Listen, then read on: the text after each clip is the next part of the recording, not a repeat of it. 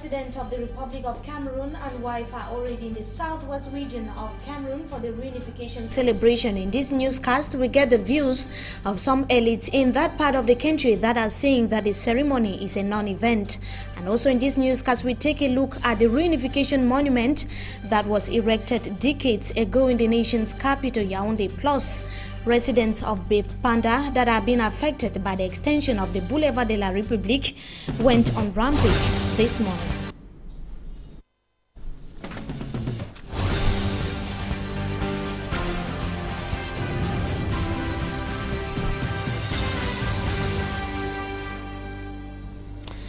Good evening to you viewers. Welcome to join us in this edition of the 6 p.m. newscast on ETV. Let's begin right in the southwest regional headquarters of Buea. Cameroonians from all the 10 regions of the country are now converging on Buea for the celebration of 50 years of Cameroon's reunification. Meantime, the President of the Republic of Cameroon and wife arrived at the southwest region. That was this afternoon for the landmark event. The presidential couple landed at the Tico International Airport and were welcomed by administrative officials and locals of the southwest region of the country. The head of state and wife, who are going to be spending the night at the Prime Minister's Lodge, will tomorrow be proceeding to unveil the reunification monument that's going to be in Buea. Now, another important aspect of the event is the reunification monument in the nation's capital, Yaoundé, that was erected years ago. Apart from being a statue, our Yaoundé-based correspondent Roland Akong tells us in the following report that the edifice is made of significant symbols. His report.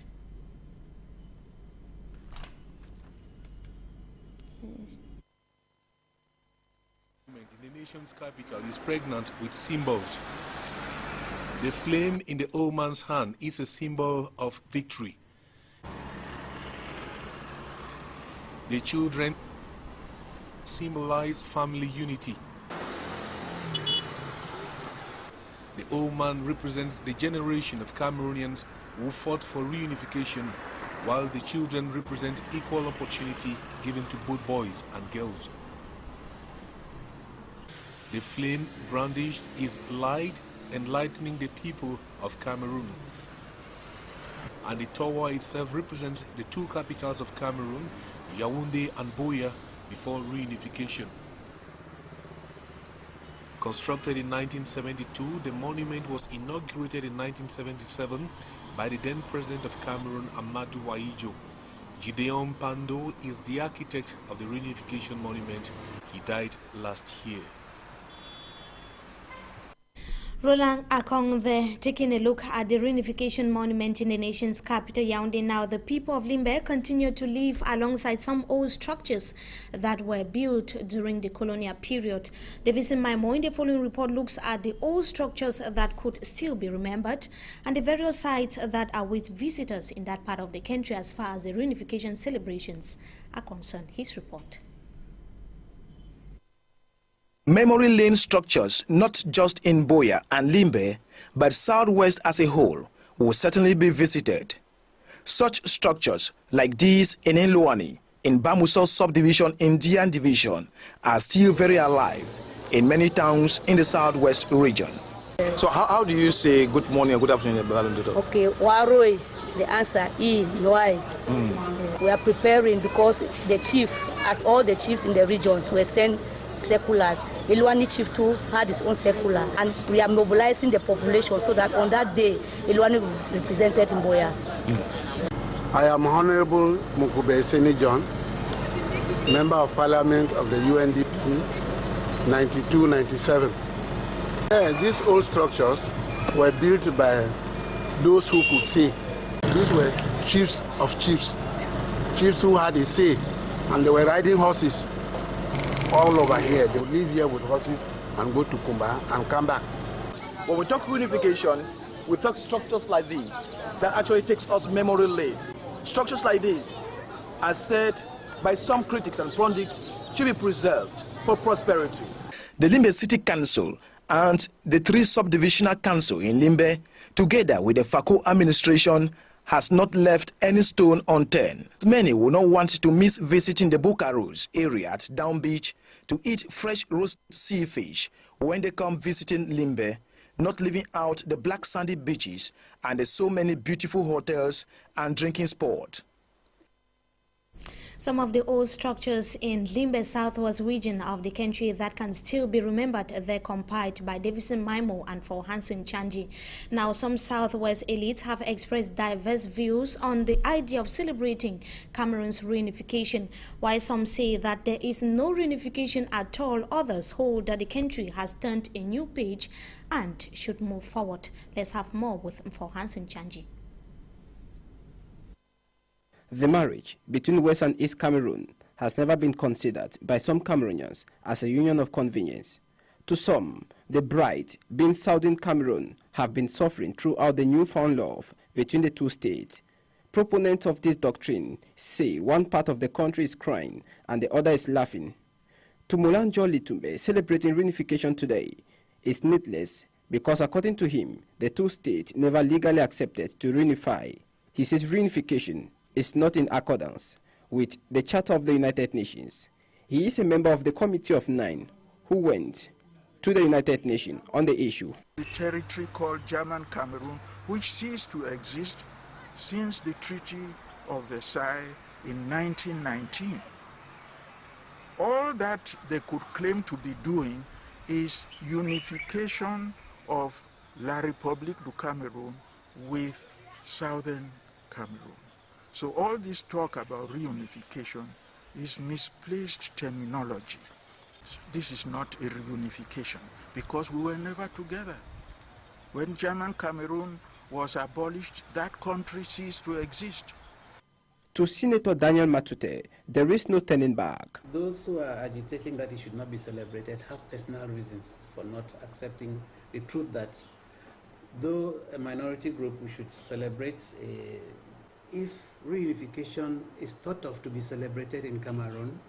I look at it as something every Cameroonian should be happy to celebrate the reunion with our brothers of the French-speaking Cameroon that was divided because of the colonial infiltration in our country. However, Molanjo Litumbe, a strong advocate against reunification, says reunification was and is still illegal. Controversies are there as far as the reunification of the country is concerned. Now, British Southern Cameroon gained independence on the 1st of October 1961 and joined East Cameroon on what later became Federated States of the East and West Cameroon. In the following report, for Hansen Chanji once again looks at the journey to reunification. The reunification of the state of East with that of West Cameroon was only realized after a chain of events. The Germans colonized the territory in 1884 and were forced to relinquish powers after Britain and France jointly defeated them in 1916 after the First World War. On June 28, 1919, the Germans signed the Versailles Treaty under the League of Nations, officially handing over the territory Cameroon to the British and the French. These two nations ruled their territories under the trusteeship system. France ruled East Cameroon in a direct way, while Britain instituted the indirect rule for Southern Cameroon. After the Second World War, political pressure groups and parties pressed for self-rule in Cameroon. The UN, in its Charter, Article 76b, called on Britain and France to develop their territories and prepare them for self-rule. On January 1, 1960, East Cameroon gained independence and held a constitutional referendum on February 21 same year. Amadou Ahidjo became first president on May 5, 1960. On February 11, 1961, a plebiscite is organized by the United Nations questioning West Cameroonians if they wanted free association with East Cameroon or integration with Nigeria. The former was chosen as far as British Southern Cameroon is concerned, while British Northern Cameroonians chose to join Nigeria on February 12, 1961. With this acceptance to join La République, a conference was held in Fumban to map out strategies and modalities for the reunification. On August 14, 1961, a federal constitution is adopted. October 1, 1961, British Cameroon became independent and joined La République with its first president, Amadou Ahidjo, Prime Minister John Gufoncha. With this newfound love, two federal governments existed until when it was abolished in 1972, when the Federal Republic of Cameroon became the United Republic of Cameroon, with one flag, three colors, one national anthem, one star, making Cameroon one and indivisible. For Hansen Chanji there with the reunification history, we'll be taking a look back at the reunification history as well, more detailedly with a Cameroonian who witnessed the era. That's going to be in the second part of this newscast. And just to know that the reunification celebration built for Buea in the southwest region of the country will take place on February 20th, 2014, and a presidential decree today has declared Thursday public holiday all over the national territory. On to another story, thousands of Central Africans have been trooping into the east border town of Cameroon, Garoua Bulai to be more specific. The uncontrolled influx of refugees is keeping authorities in that part of the country uneasy, though there seem to be a little bit of control. Let's have the details of that report with Eto Rosalie Fleur.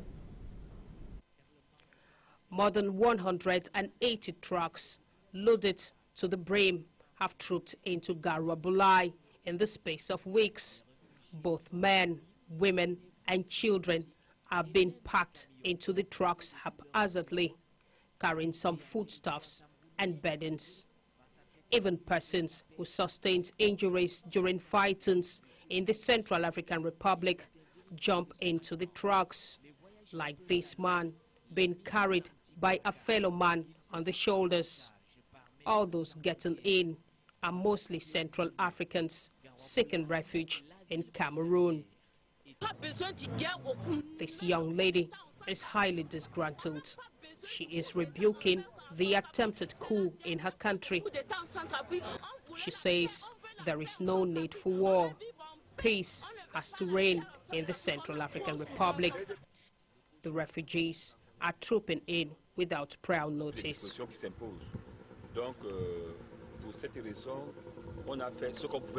Overcome by the situation, Cameroonian authorities on the border town of Garoua Bulai are trying to cope with the influx.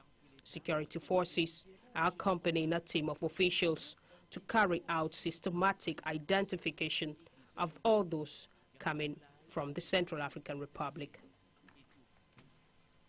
The Capita Douala inhabitants of Bepanda affected by the extension of the Boulevard de la République staged a protest demonstration this morning against what they described as indiscriminate demolition by the civil engineering, or rather the military engineering in the city of Douala.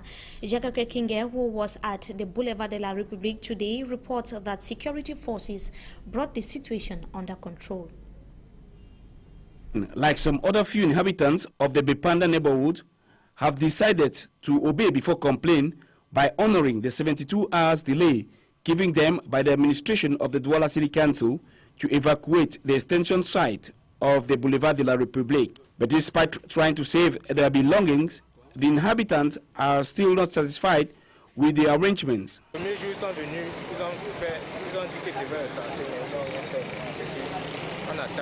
The extension work at the Boulevard de la République began some more than 2 months ago by the military engineering. Recently, the council extended the boulevard, thereby earmarking other buildings to be destroyed in the course of the extension work. These inhabitants, whose houses were newly marked, attempted a strike action on grounds that they had not been indemnified and that the administration had not yet reacted to their plight. Parce que vraiment nous ne comprenons plus rien.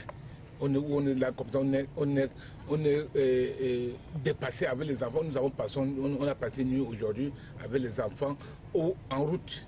Reports gathered on the ground says the divisional officer for the Douala 5 subdivision was on the site to bring order and promise dialogue with the population. By the time we left the site, a huge presence of elements of the gendarmerie and their anti-riot tank could still be seen around to check on any imminent public disorder from the inhabitants.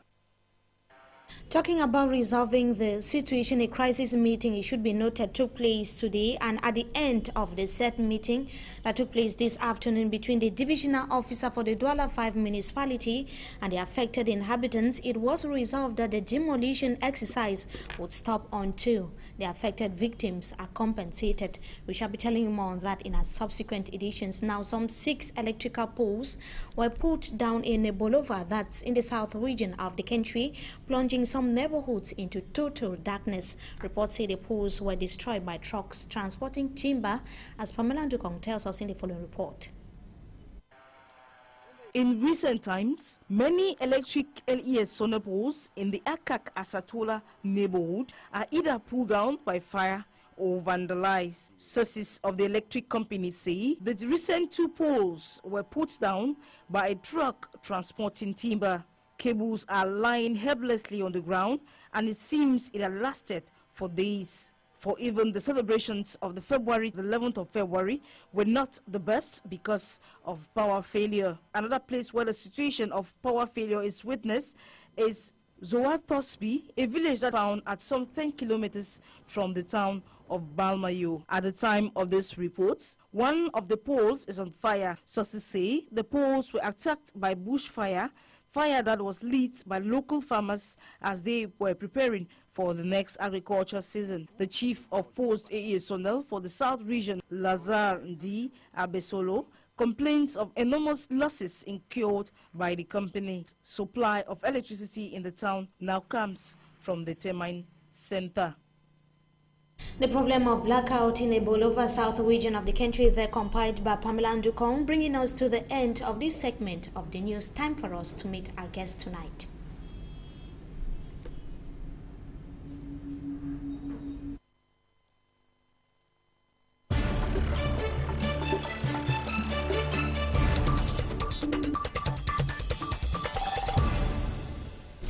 Now, thousands of people are in Buea, with many more still expected to visit that part of the country for the reunification celebration.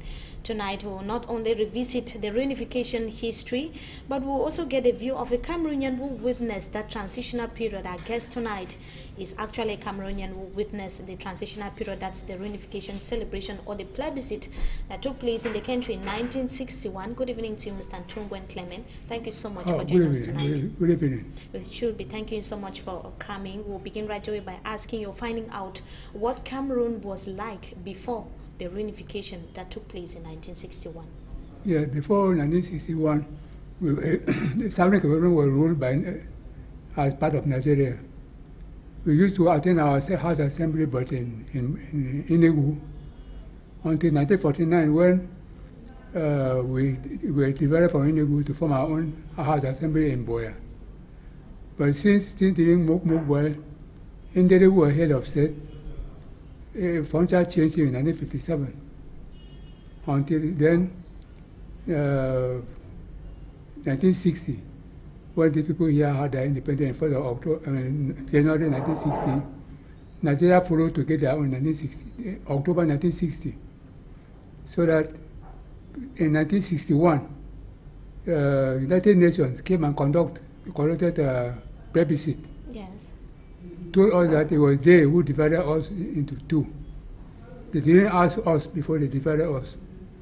But now that Nigeria have had their independence, and our brothers from the east have also had their independence, it is but normal that you should... Was it now normal that we should integrate with Nigeria and enjoy independence with them, or to reunite with our brother this way? So a plebiscite was conducted. So what actually is it Cameroonians that wanted at that time to reunite with their Cameroonian brothers from the Republic of Cameroon, or as you say, it was actually something that was imposed on the people of the Southern Cameroons? Well, it was not imposed, of course. It was Cameroonians that wanted to join their brother this way, so that a plebiscite was conducted by the United Nations to know the true fact of the movement. So we had to vote over 75% to come by this way. So what, according to you, prompted the organization of the plebiscite? Was it that the United Nations felt that you had to reunite with your brother. Is it that you people were, was this something that prompted the organization of the plebiscite in 1961? Well, the United Nations only came to know from us whether we were comfortable to remain with Nigeria or to come back to reunite with our brothers. They didn't impose us to come this way. And remember that the people of the northern Cameroon so reunited with Nigeria. Yes, they voted so over why that choice by 57%. But why that choice? They had to join, but with Nigeria. Yes. Why did they choose to unite with Nigeria? Well, it was through their own opinion. They were not forced. Even us in the southern Cameroon, we were not forced. It was very normal and very free election. It was a free election. Why are some Cameroonians today, especially those who lived the reunification, who lived during that process or that period, why are they contesting that there was actually no reunification? You actually follow the report there that was compiled by Fohansin Chanji, some Cameroonians opposing the idea of reunification of Cameroon. Well, the reason is because during the Fumban, because a conference was held in Fumban, to make that was constitution for federal Cameroon. It was chairman by Aidjo. So after that meeting, it was promised that it was to call another meeting, which were to debate that constitution, and then sign. So it never called them. It never give back the constitution to them.